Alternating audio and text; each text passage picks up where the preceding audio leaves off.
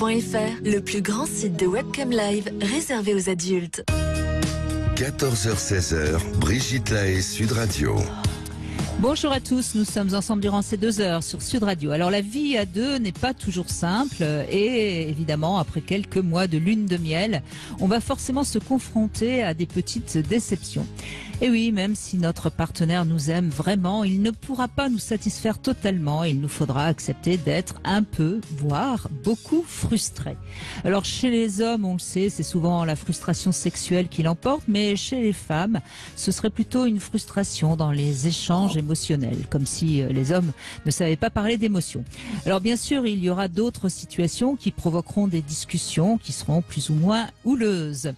Or, et ça c'est Didier Pleu qui nous l'a appris, plus un enfant aura été habitué à ce que ses parents ne satisfassent pas tous ses désirs, plus il sera apte, adulte, à accepter les choses. Donc je vous propose de mieux comprendre de quoi on parle quand on parle de la frustration en compagnie de Didier Pleu qui depuis fort longtemps nous le rappelle, à quel point la vie n'est pas un principe de plaisir et que très souvent, on se heurte au principe de réalité. Il nous expliquera ça dans un instant. C'est peut-être pas très clair pour tout le monde, cette idée de principe de plaisir et principe de réalité. En tout cas, je vous invite à venir nous parler de vos déceptions amoureuses et puis on va vous aider à les surmonter parce que ça peut se surmonter. Et pour ça, vous nous appelez au 0826 300 300. Bonjour Didier Pleu, merci d'être avec nous. Bonjour Brigitte. Moi j'ai été très frustrée parce que ça fait longtemps qu'on vous a pas reçu dans cette émission. Ben oui, mais moi aussi j'étais très frustré, mais c'était une histoire d'agenda tout bête, et puis voilà. Et j'avais mon mail qui fonctionnait pas, et voilà. On s'est recontacté, on est ensemble, c'est le bonheur, formidable. Voilà. Alors, je sais que depuis très longtemps, à une époque où c'était pas encore très à la mode, vous nous rappeliez à quel point l'éducation, c'est aussi l'école de la frustration. Aujourd'hui, on commence à vous entendre, vous êtes content de cette progression, déjà ? Oui, il y a un contexte où le vent est favorable. J'ai l'impression que le vent tourne un petit peu parce qu'on est en train de concevoir que il n'est pas question de revenir aux blues grises avec des périodes sinistres où il n'y avait pas de plaisir, mais on a été un petit peu trop fort dans je veux tout, je veux que la vie soit formidable, et on est en train de se dire qu'il faut peut-être un petit peu revenir au sens de l'effort et puis d'accepter que la réalité n'est pas toujours facile. Oui, je crois que il y a un discours qui me plaît bien là. Ouais. Oui. Alors, on va parler aujourd'hui de la vie amoureuse où évidemment on rencontre de nombreuses frustrations puisque quelque part quand on choisit un partenaire ou une partenaire, on choisit le parent idéal qui va nous combler et qui va guérir toutes nos blessures, non ? C'est ça qui est courageux dans le thème que l'on aborde aujourd'hui, parce qu'effectivement, on rentre pas dans une relation amoureuse pour se faire du mal et pour apprendre la frustration. Et malheureusement, il y aura aussi de la réalité dans la relation amoureuse. C'est-à-dire, si on reste sur un pôle romantique, j'ai tout trouvé en elle ou en lui, et c'est formidable, et on va couler des jours heureux, oui, c'est ce qu'on souhaite. Mais malheureusement, comme vous l'avez dit, Brigitte, en introduction, c'est toutes ces multitudes de petites différences entre un homme et une femme, entre tel caractère, telle valeur, etc., qui font que si on n'augmente pas notre seuil de tolérance aux frustrations dans le couple, ça va se terminer en marmelade. Et je le vois bien en patientèle avec des clients. Beaucoup de couples se séparent simplement parce qu'on ne supporte plus le fonctionnement de l'autre, mais c'est sur des bêtises qui sont accumulés. C'est pas simplement sur des grands thèmes, je dirais, d'infidélité ou de choses de valeur plus profonde. C'est souvent sur des petites choses. Il partage pas les tâches quotidiennes, il fait pas preuve d'empathie. Lui, il parle pas comme vous le disiez, il communique mal, il gère mal ses émotions. C'est des petites choses qui pourraient être réglées. J'espère que notre témoignage aujourd'hui va aider beaucoup de personnes à se dire, si on était plus dans l'acceptation des petits déboires quotidiens dans le couple, peut-être qu'on construirait quelque chose de plus solide au lieu de rester dans voilà comment ça doit se passer quand on s'aime. Voilà. Oui, alors on va revenir sur ce dont j'ai parlé dans l'introduction, qui est un terme un peu psy, principe de plaisir, principe de réalité. Didier Pleu, vous pouvez expliquer ce que ça signifie à ceux qui nous écoutent ? Oui, c'est le vieux débat, c'est pas nouveau. L'homme, malheureusement, je dirais, il est branché biologiquement pour son plaisir. Ça, c'est le côté primaire, c'est le côté animal entre guillemets qu'on a, le côté pulsionnel.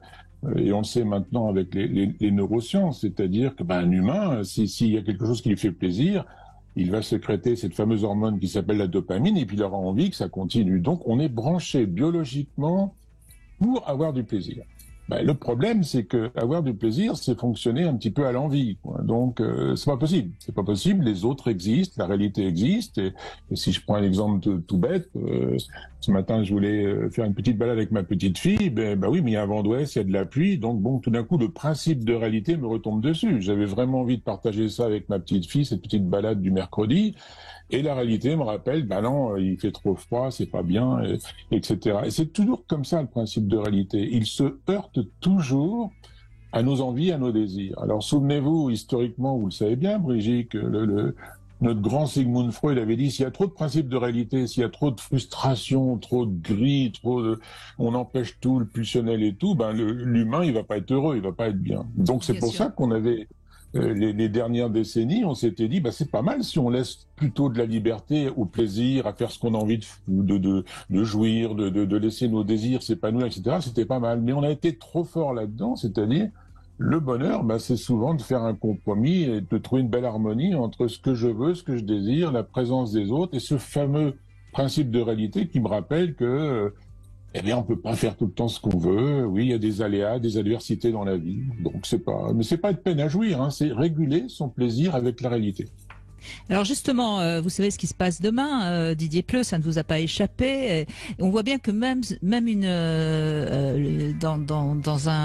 échelle de la société, on peut aussi être confronté à la fois au principe de plaisir et au principe de réalité, parce que moi j'ai pas d'avis par rapport aux retraites, mais on voit bien que beaucoup de gens considèrent que ce serait quand même plus agréable de partir à la retraite à 50 ans. Et puis il y en a d'autres qui sont dans un principe de réalité peut-être moins drôle, qui se rendent compte que ça peut pas tenir si on met tout le monde à la retraite à 50 ans. Donc là, je prends exprès cet exemple d'actualité brûlante, si je puis dire, pour bien montrer que si on n'arrive pas à communiquer réellement, eh bien, qu'est-ce que ça provoque? Ça provoque de la colère, des débordements, et puis surtout une société qui fonctionne mal. Oui, parce que dans ce cas-là, les gens se sentent simplement frustrés. Si effectivement la réalité n'a pas été bien expliquée, comment ça, on veut me faire bosser plus longtemps, c'est pas normal, ça heurte mon principe de plaisir. Non, le principe de réalité, c'est de simplement voir qu'est-ce qui se passe dans les autres pays, qu'est-ce qui se passe avec le vieillissement, qu'est-ce qu'ont décidé d'autres. Oui, Mais nous sommes dans une culture effectivement où on n'aime pas trop voir les réalités. On se distingue toujours dans notre culture à faire des choses différemment, quoi. Alors que c'est vrai que moi je voyage pas mal et souvent les gens me disent qu'est-ce que vous êtes quand même immature, vous les Français, de temps en temps devant certains trucs. C'est bien parce que ça veut dire qu'on est un peuple rebelle qui n'avale pas toutes les couleuvres et qui est tout le temps en train de protester, de contester, de dire mais non, on peut voir les choses différemment. Mais de temps en temps, le principe de réalité nous rattrape. Parce que là, si on parle effectivement du vieillissement, moi je n'ai pas du tout d'opinion politique là-dessus, mais ce que je sais, ça me paraît assez logique que plus on vit longtemps, qu'il faudra bien payer les gens qui vieillissent. Bon, c'est mathématique, là. Mais bon, mais si on est dans une sorte d'immédiateté, on se dira non, c'est pas normal, on doit trouver une autre solution. Alors s'il y a une autre solution dans la réalité, moi je suis pour, effectivement, si c'est faisable. Mais la réalité, c'est pas si c'est faisable, c'est est-ce que ça peut exister ou pas. Et c'est là que de temps en temps que nos politiques manquent de pédagogie, c'est-à-dire expliciter, et on retrouvera ça aussi dans notre thème d'aujourd'hui dans le couple, c'est-à-dire communiquer, c'est dire la réalité, c'est bien expliquer, c'est pas lâcher, c'est pas parce qu'on se heurte toujours au principe de plaisir de l'autre, qui veut tout, qui veut pas se remettre en cause, qui veut pas souffrir. Voilà, et ça demande évidemment d'être adulte, de pouvoir communiquer dans le couple, parce que si on s'arc-boute sur sa position de plaisir, d'enfant gâté en quelque sorte, eh bien on peut se mettre en colère quand l'autre ne nous accorde pas ce qu'on a envie, et c'est à partir du moment où on est en colère, il n'y a plus de communication possible. Donc on va donner la parole bien sûr à ceux qui nous écoutent, que vous ayez des frustrations, que ce soit sur le plan sexuel, amoureux ou même sur un autre plan, on on peut envisager toutes les situations grâce à vous, grâce à vos témoignages et puis grâce à l'éclairage de Didier Pleu. Je pense que à 16h, on sera peut-être tous un petit peu plus indulgents sur ce que notre partenaire ne veut pas toujours nous donner. Et c'est en tout cas le projet de cette émission. Voilà. On fait une petite pause. On vous attend au 0826 300 300. Je crois que c'est Élodie, justement, qui va nous rejoindre dans un instant. Et puis, on se retrouve tout de suite, bien sûr, toujours en compagnie de Didier Pleu. 14h-16h, Brigitte Lahaie, Sud Radio. Et c'est avec Didier Pleu que nous apprenons à accepter les déceptions que peuvent nous apporter notre partenaire. On va commencer avec Élodie qui est avec nous. Bonjour Élodie. Bonjour Brigitte, bonjour Didier. Je suis contente d'être parmi vous pour traiter d'un gros sujet aujourd'hui.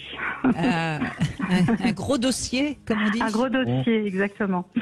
Alors allez-y, racontez-nous. Eh bien, moi, par rapport à mon témoignage, je voudrais dire la souffrance que j'ai eue il y a 20 ans lorsque j'ai quitté la région parisienne et j'ai épousé un Normand. Ce qui s'est passé, c'est que j'ai eu le sentiment d'être complètement déracinée. Donc, j'ai laissé derrière moi ma famille, mes amis, mon lifestyle, mon travail qui était passionnant, puisque j'étais enceinte et on avait décidé de faire ce bébé plus au calme dans la campagne normande. Et il s'est trouvé que lorsque je suis arrivée sur le territoire de mon mari, eh bien ça a été tout autre chose. Moi j'attendais un peu une vie un peu rêvée au calme avec quelqu'un qui prendrait soin de moi et je pourrais prendre soin de lui. Et en fait ça s'est pas du tout passé comme ça. Et ça a été extrêmement difficile puisque mon mari a continué à faire ses activités, à avoir ses amis, avoir une vie de famille très très développée. Et ça a été difficile pour moi parce que je croyais que j'allais créer mon petit foyer, ma petite famille, etc. Mais ça s'est pas du tout fait comme ça. Donc je me suis sentie, il m'a fallu beaucoup d'adaptabilité.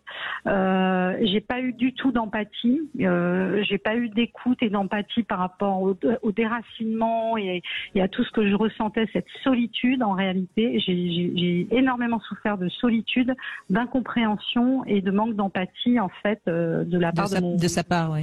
De sa part, à un point que ça a créé beaucoup de discorde entre nous et que j'ai regretté à un moment.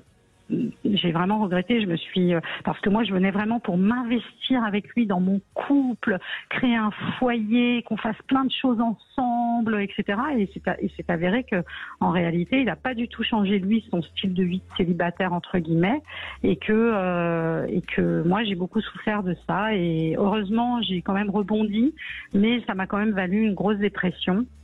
Qui n'a pas du tout été détecté. C'est a posteriori que je me rends compte que finalement j'ai été en dépression. Et donc j'ai beaucoup souffert de ça, beaucoup de frustration, malgré le fait que je communiquais sur mon mal-être, mais il n'était pas affecté en réalité. Et pourtant son amour était intact, parce que. Mais vous voulez dire qu'il comprenait pas, il entendait pas ou? Non, il comprenait pas. Il comprenait pas il pensait que j'avais tout pour être heureuse, mais en réalité, ce qui me manquait, c'était qu'il prenne soin de moi, qu'on passe du temps ensemble. Ça arrivait par exemple les week-ends qu'ils partent faire ses activités, ses passions, et moi j'étais toute seule avec mon bébé, alors que je n'avais pas du tout prévu ça. Moi, je pensais qu'on allait faire plein de choses ensemble, qu'on allait être un couple unique. Mais est-ce que vous en aviez parlé avant de le rejoindre en Normandie? Parce que pas du tout. Ça s'est fait très vite. Oui. Alors encore une fois, c'est pas du tout une critique et on entend bien ce que vous avez dû traverser, Élodie. Mais on entend bien que vous aviez un peu projeté un idéal de vie à deux, sans en avoir vraiment parlé avec lui. Il me semble, Didier Pleu, qu'il y a quelque chose comme ça qui n'avait pas été dit. Oui, quand j'écoute Élodie, ça a dû être difficile, mais c'était sans doute une personne très romantique. Alors attention, je mets un bémol. La Normandie, je suis normand, c'est bien un lieu de vie idéal, mais les Normands sont humains. Donc les Normands sont humains, donc ça veut dire que si Élodie, elle a été très amoureuse d'un homme qui avait beaucoup de charisme, beaucoup de choses, ont décidé de partir en Normandie, mais si elle n'a pas perçu que c'était peut-être un adulte un petit peu roi, qui fait ce qu'il veut quand il veut, etc., vous avez beau mettre votre amour en Normandie, il restera roi à faire ce qu'il veut quand il veut, des loisirs, etc. Et s'il manquait d'empathie, effectivement, c'est pas dans la relation amoureuse qu'on s'aperçoit du manque d'empathie de l'autre, puisqu'on voit tout en soleil, mais c'est après, quand on est effectivement avec un enfant, quand on veut, et là on se rend compte, il m'écoute pas, il continue à faire ses activités comme s'il était célibataire, et c'est là qu'on devient irrationnel, c'est-à-dire on tient plus compte de la réalité, on se dit mais c'est pas normal, on aurait dû construire quelque chose de beau, de tout ce qu'on s'aimait, ça aurait dû marcher, ben non. Ça marche avec quelqu'un qui continue à être un peu un grand enfant, à faire ses activités, à pas forcément communiquer, à pas forcément se remettre en cause. Et c'est ça qui tue dans le couple. C'est-à-dire, on se dit toujours inconsciemment, mais il devrait se rendre compte que je suis malheureuse, que je suis seule, qu'on partage rien, qu'il continue à vivre comme un célibataire. Tant qu'on se dit ça tous les matins, ça change pas. Si un jour on se dit, mince, j'ai l'impression que je suis un peu avec comme on disait vulgairement, avec un big fucking baby, c'est-à-dire un adulte qui est encore dans je fais ce que je veux quand je veux, là, il faudra travailler la relation en disant, il va falloir être peut-être plus affirmé, plus conflictuel, lui dire ce qui plaît pas, trouver de nouveaux compromis, de nouvelles constructions, et non pas attendre passivement que l'autre change et bouge. Et c'est sans doute ce qui a dû se passer avec Élodie, c'est-à-dire elle est passée de très romantique, un idéal de couple, comme vous le disiez, Brigitte, à mince, la réalité n'est pas du tout comme ça, quoi. C'est pas du tout l'homme que je croyais. Mais c'est pas grave, c'est jamais l'homme ou la femme que l'on croit. Mais est-ce qu'on peut à un moment donné, quand ça dysfonctionne, dire écoute, ta réalité me plaît pas trop, ça correspond pas à la mienne, est-ce qu'on peut en causer? C'est pas grave. Parce que si on cause à un adulte un peu roi de arrête de faire tout ce que tu veux tous les dimanches, peut-être qu'il va faire une activité avec vous, avec votre enfant, et qu'il va tempérer ses ardeurs parce qu'il sent que ça chauffe dans le couple. Mais ça veut dire non pas attendre, non pas exiger, mais il va falloir que je m'affirme, que je communique et que je dise ce que je ressens pour construire. Et la plupart des couples ne veulent pas le faire, parce que la plupart se disent, mais s'il m'aime, il devrait agir différemment. Non, tant qu'on ne lui dit pas, qu'on l'exige pas, ça marche pas. Et puis plus on a affaire à quelqu'un qui est un petit peu roi, comme était votre compagnon, Élodie, oui. plus il faut s'affirmer fort. Et évidemment, quand on vient d'être maman, qu'on est encore jeune et qu'on est très romantique, c'est pas facile de s'affirmer fort. Effectivement, ça a été difficile, mais figurez-vous que j'ai pris une sacrée revanche. Oui, et 22 ans plus tard, on est toujours ensemble et notre couple a trouvé son fonctionnement, mais en réalité, il y a un gros décalage entre ce que j'attendais moi du couple et ce qu'on est en train de vivre aujourd'hui. Mais alors, je vous la fais courte. En réalité, ce qui s'est passé, c'est que moi, j'ai pété un câble dans le nord de la France, j'en pouvais plus du climat, etc. Et je lui ai dit, écoute, moi, je descends dans le sud de la France. Mon rêve, c'est d'aller vivre sur la Côte d'Azur. Donc, coûte que coûte, j'irai avec mes enfants sous les bras. Donc, tu nous rejoindras le week-end s'il le faut. Et il a eu très peur. Et du coup, il est venu dans le sud. Et on a monté, donc depuis plus de 10 ans maintenant, on est dans le sud de la France. On a fait notre vie, mais ce qui s'est passé, c'est que c'est lui à son tour qui s'est retrouvé déraciné, loin de sa famille, de ses amis, etc. Et là, alors j'ai pas pris ma revanche méchamment, évidemment. Là, je l'ai accompagné. J'ai été justement dans l'empathie. Et là, on a vraiment créé notre famille. Et même si elle est un peu originale, notre famille, parce qu'on est quand même très indépendants, tous les deux. Mais du coup, il s'est beaucoup rapproché de moi et il s'est vraiment investi dans l'éducation de ses enfants et un peu plus dans son couple. Voilà. Mais voilà ce qui s'est passé en fait. Il a fallu que lui soit lui-même déraciné et qu'il comprenne que moi, ce que j'ai vécu, pour enfin donner de la place à notre couple. Donc c'est le contexte, le changement de contexte qui a fait qu'on a pu évoluer. Et voilà. Donc, c'est une belle. Je trouve que c'est une belle histoire que vous nous racontez finalement, Élodie.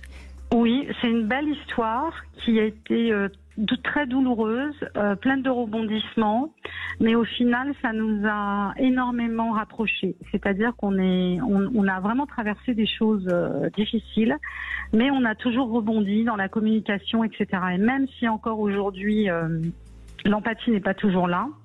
C'est difficile quand même, mais on arrive quand même à trouver notre équilibre et il y a quand même beaucoup d'amour entre nous. Donc voilà. Ça semble être le cas puisque vous êtes toujours ensemble. Mais est-ce que avec le recul, il a compris ce que vous avez pu vivre quand C'est ça qui est intéressant. Il Parce a, que il a quelque tout à part... fait compris. À demi-mot, c'est-à-dire qu'il a du mal peut-être à l'avouer, mais j'ai senti plusieurs fois qu'il se sentait déraciné dans le Sud. Et j'ai bien senti que parfois il se rapprochait énormément de moi en réalité. Il se rapprochait plus de nos enfants, de nous, de notre foyer. On faisait beaucoup plus de choses ensemble. J'ai senti que, parce qu'il n'avait pas trop le choix non plus, voilà, comme il était loin des siens et de ses amis, c'était douloureux et compliqué. Mais au départ, il faisait beaucoup d'allers-retours et pour remonter en haut en Normandie. Et puis finalement, petit à petit, plus on faisait notre vie dans le sud, moins les allers-retours étaient fréquents et plus il construisait. Voilà. Je pense qu'aujourd'hui, on est pas mal. On est pas mal du tout. Mais il a fallu quand même traverser tout ça. Et ça, je vous parle de ça sur une dizaine d'années. Ça fait plus de 20 ans qu'on est ensemble. Donc ça a quand même duré presque 20 ans, enfin 15 ans, on va dire. Mais ce qui est positif, je trouve, en fait, Didier Pleu, dans ce premier témoignage, c'est que Élodie, quelque part, malgré tout, elle n'a pas rejeté son compagnon. Elle a tout doucement pris la capacité à s'affirmer et puis à aller vivre là où elle avait envie de vivre. Moi, je trouve que c'est un beau témoignage pour commencer cette émission. Oui, c'est un beau témoignage puisque ça montre bien qu'effectivement, si on reste dans l'attente de comment l'autre devrait fonctionner, ça peut durer longtemps. Elle aurait pu rester 50 ans en Normandie et il serait resté avec sa famille, ses amis, ses loisirs sans rien bouger. Elle a pris ce qu'on appelle une attitude conflictuelle, pas forcément agressive, conflictuelle. Je vais le déséquilibrer. Et en fait, elle lui a enseigné une belle leçon de réalité. En gros, tu sais pas ce que c'est que d'être dépaysé, d'être déraciné. On va aller dans le sud. Tu vas quitter tes amis, tu vas quitter ton loisir, tu vas quitter ta routine. Et c'est la seule façon, quand on a un conjoint ou une conjointe un peu roi ou un peu reine, de les déséquilibrer. C'est-à-dire, écoute, on les met devant le fait accompli, mais c'est à vous de dire que Élodie, elle a dû avoir du courage. Elle a dû passer de son romantisme un peu, je sais pas quoi, Emma Bovary, nostalgie, etc., en se disant, mais il faut que je prenne le truc par les... Pour que je prenne le problème à part entière, et donc j'y vais, quoi. Donc sans doute qu'elle a dû avoir peur. Est-ce qu'il va rompre? Est-ce qu'il va exploser en vol? Non, elle a vu que c'est l'inverse. Quand on est conflictuel et qu'on frustre l'autre qui est dans son principe de plaisir, il se construit. Il n'est pas très empathique. On va lui faire une leçon d'empathie. Et je crois qu'Élodie, elle nous a donné une très bonne leçon pour introduire l'émission, effectivement. Exactement. Merci beaucoup, Élodie. On va faire une petite pause et on retrouve notre Sexy News Philippe Hoffman qui va nous parler du sommeil des ados. Brigitte Lahaie, Sud Radio, c'est l'instant Sexy News. Eh bien, Didier Pleu, vous allez pouvoir réagir et rebondir avec Philippe Hoffman qui nous parle tous les mercredis des ados. Vous les connaissez bien aussi, Didier Pleu. Bonjour Philippe Hoffman. Bonjour. Aujourd'hui, vous allez nous parler du sommeil des ados. Pourquoi ils dorment pas comme nous, les ados ? Ah non, ils ont un petit peu plus de mal. Vous avez, pour ceux qui ont des ados, ils s'arrachent assez les cheveux comme ça pour essayer de les faire dormir davantage. Parce que il y a plus de la moitié d'entre eux, surtout les filles d'ailleurs, ont des soucis de sommeil. Ils veillent très tard, ils pensent à leur journée, parfois ils s'angoissent, ils s'amusent beaucoup avec leur téléphone, et même ils se lèvent en pleine nuit pour jouer en réseau, pour envoyer un SMS. Enfin, mais ça, évidemment, le lendemain matin... Excusez-moi, ça c'est nouveau, c'est depuis qu'ils ont leur smartphone tout à fait. Oui, alors ça s'est amplifié. C'est pas nouveau qu'ils aient des problèmes pour s'endormir, mais c'est nouveau que ça dure aussi longtemps et donc ça réduit en fait le temps de sommeil. Leur dette de sommeil est très importante, de plus en plus importante. Il y a eu des études de fait et en 15 ans, on a perdu presque une demi-heure, voire 3/4 d'heure pour les adolescents de temps de sommeil. Alors évidemment, le lendemain matin, c'est pas terrible pour aller en cours, mais en même temps, c'est excitant d'être le dernier réveillé dans la maison, seul dans l'univers de la nuit, de pouvoir penser, faire ce qu'on veut, regarder des vidéos trash ou porno, ou surtout être là quand tout le monde dort, être bien en forme. En tout cas, c'est ce qu'on pense. Alors, jusque-là, ça allait bien, le dodo de l'enfance, avec ses petits rituels, ses veilleuses, ses pluches, l'histoire du soir, ça suffisait. Mais avec les changements de statut et de stature, tout bascule. Le sommeil du bébé disparaît, l'horloge biologique jour-nuit est déréglé. Le sommeil lent, vous savez, réparateur du soir, là, qui est en début de nuit, il diminue. Et le sommeil paradoxal, rempli de rêves, lui, il augmente. Donc, c'est un peu compliqué d'un point de vue physiologique. La sécrétion de, vous savez, de la mélatonine, la fameuse hormone du sommeil, elle doit se réguler avec la poussée hormonale des ados. Du coup, ils s'endorment plus tard et ils aimeraient bien se lever plus tard. C'est décalé, mais c'est pas possible. En tout cas, pas en semaine. Du coup, les jeunes de 12 à 25 ans, ils ont un déficit de sommeil. Comme je vous dis, il leur faudrait idéalement 9 heures de sommeil et ils en ont à peine 7. Et ils essaient de rattraper ça le week-end avec une grasse mat très étalée, des fois jusqu'à 16 heures. Mais en fait, ils décalent leur train du sommeil du soir et le lundi matin, ils se prennent, ils râlent. Enfin bon, c'est compliqué. Donc, du coup, il y a des conséquences sur la scolarité, la mémoire, l'attention, etc. Mais heureusement, l'avantage de la jeunesse, c'est qu'ils récupèrent très vite. Bon, bien sûr, il y en a certains qui sont plus atteints que d'autres. Ceux-là, ils ont du mal à s'endormir vraiment beaucoup. Ils sont dans un état, ce qu'on appelle d'hypervigilance. Ils passent 1, 2, 3 phases de sommeil de 90 minutes et ils se retrouvent effondrés vers 3 heures du matin. Alors, pour vraiment dormir, ils prennent de l'alcool ou du cannabis qui les aidera à s'écrouler. Mais ils perturberont encore le reste de leur nuit et pour eux, ça aura des conséquences terribles dans la journée. En fait, ils seront épuisés, irritables, ils n'auront pas d'envie. Dans ce cas-là, il faut impérativement qu'ils voient un médecin et probablement un psy. Alors derrière ces troubles du sommeil, il y a souvent beaucoup d'inquiétudes. Il y a des petites choses comme les contrôles scolaires non préparés, une contrariété amicale, familiale, des angoisses corporelles, voire existentielles. Mais il peut y avoir aussi des raisons plus graves. Il y a parfois des idées de mort associées à la nuit, avec une anxiété majeure, et puis pour certains carrément une dépression. D'ailleurs, quand c'est une dépression, on n'a pas du mal à s'endormir, on s'effondre plutôt, parce qu'on est très fatigué toute la journée, et on a des réveils précoces vers 4-5 heures. C'est valable pour les ados comme pour les adultes, ça. Oui. Donc, pour tenter de convaincre les jeunes de dormir plus tôt, tout le monde s'y met, les parents, les éducateurs, etc.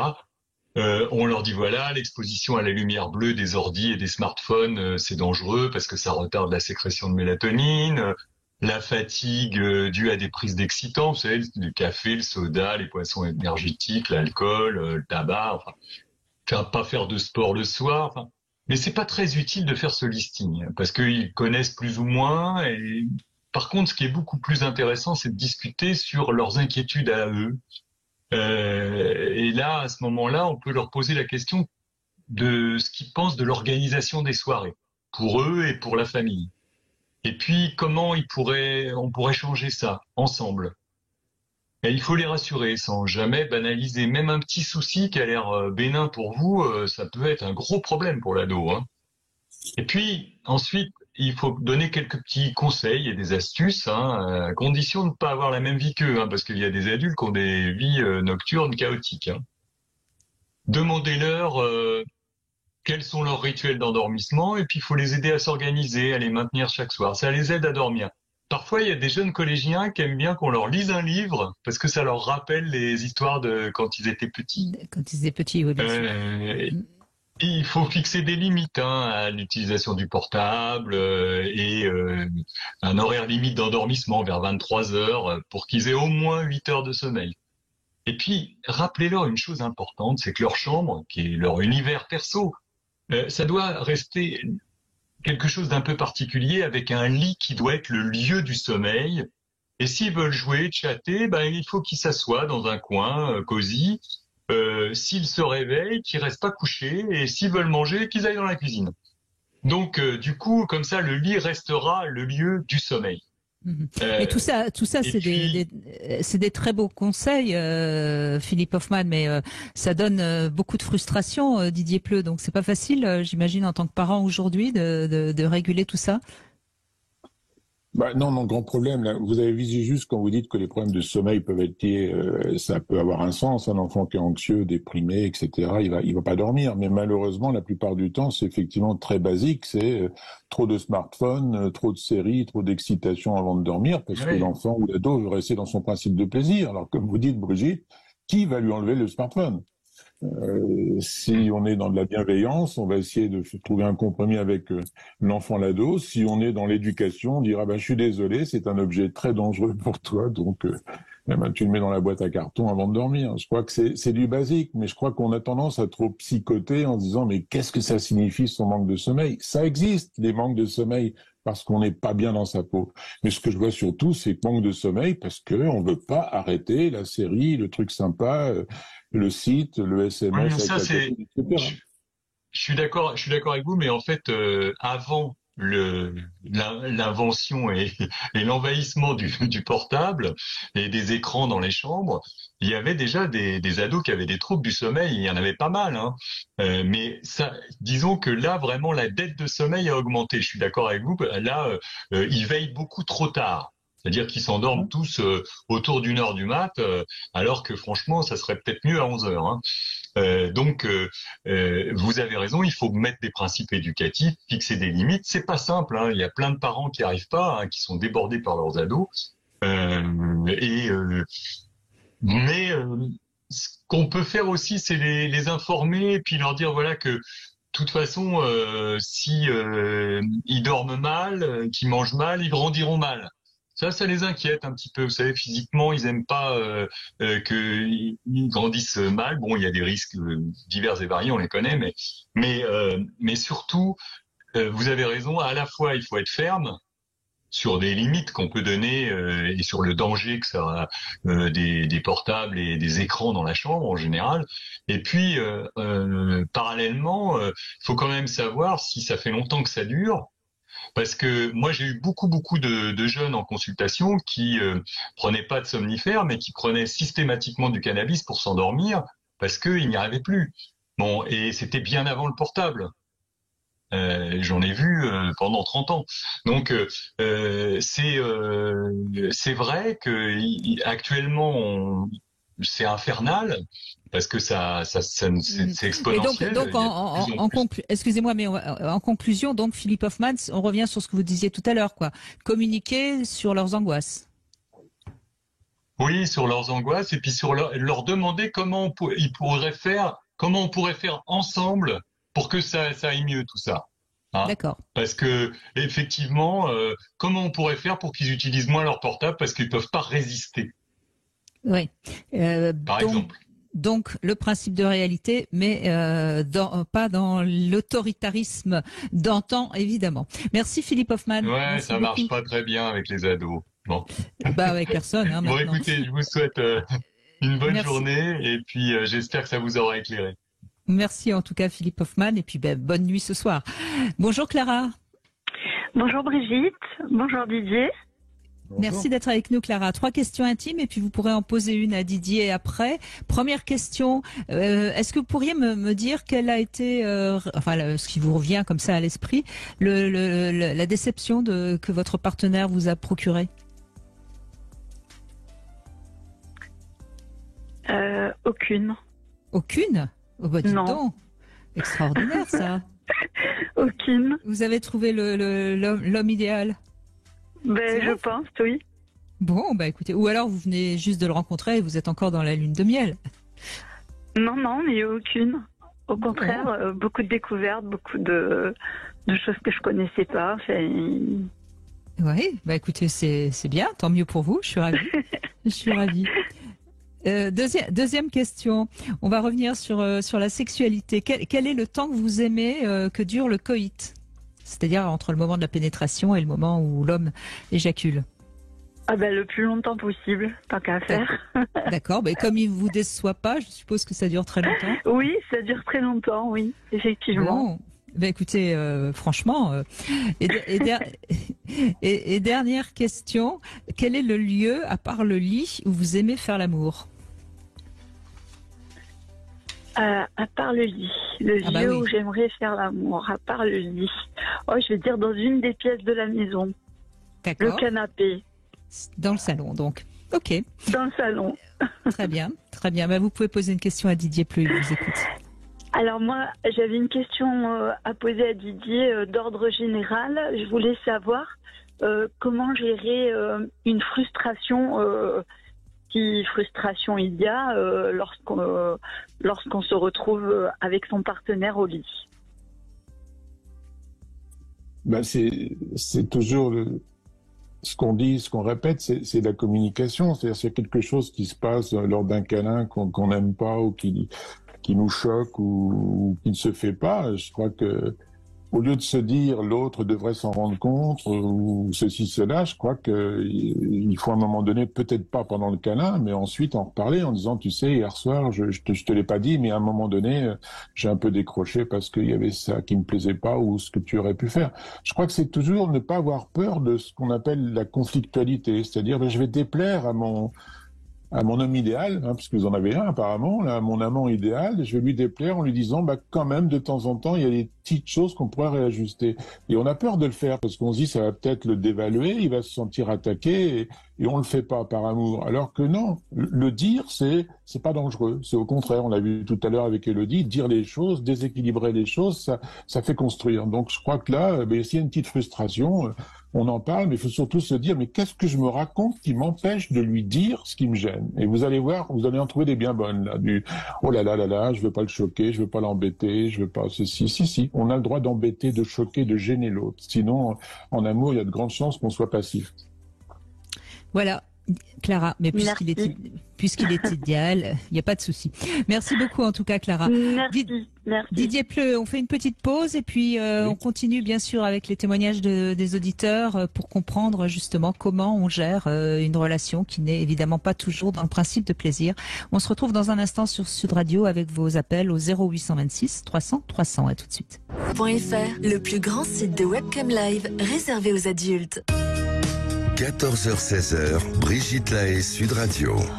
Et nous parlons de la vie à deux, qui n'est pas toujours un long fleuve tranquille, en compagnie de Didier Pleu. Je rappelle que vous êtes également l'auteur de ce livre « On aime comme on a été aimé » en poche aux éditions de La Musardine. Bonjour Gwen. Oui, bonjour Brigitte et bonjour Didier. Bonjour. Merci d'être avec nous. Alors vous éprouvez de la frustration par rapport à vos métiers, je crois, Gwen, hein, c'est bien ça? Oui, tout à fait. Racontez-nous. Donc mon conjoint, ça fait plusieurs années qu'on est ensemble et donc nous sommes dans le Tarn et lui est sapeur-pompier professionnel et moi je suis sapeur-pompier volontaire. Et donc depuis le début de notre rencontre, on se connaît d'ailleurs par ce biais-là. Et la grosse frustration qui m'anime depuis très longtemps, c'est que lui vit son métier passion. Donc c'est un métier passion, hein, vraiment, il peut en vivre et en profiter. Et moi, c'est une activité, on va dire, supplémentaire à mon emploi. Et donc les frustrations, c'est qu'il peut en vivre tous les jours, il peut me raconter des interventions, je peux voir aussi certains de ses départs. Et par le biais de nos activités respectives, il est rentré également volontaire dans le même centre de secours que moi. Et donc nous avons le plaisir de monter ensemble dans les camions rouges, mais donc c'est le plaisir, mais la frustration c'est que voilà, il sort beaucoup plus que moi sur son temps de travail. Il vit des choses en milieu urbain bien plus intéressantes que moi, en milieu rural. Et donc voilà, beaucoup de frustration et ça anime beaucoup de nos conversations aussi, tout cela.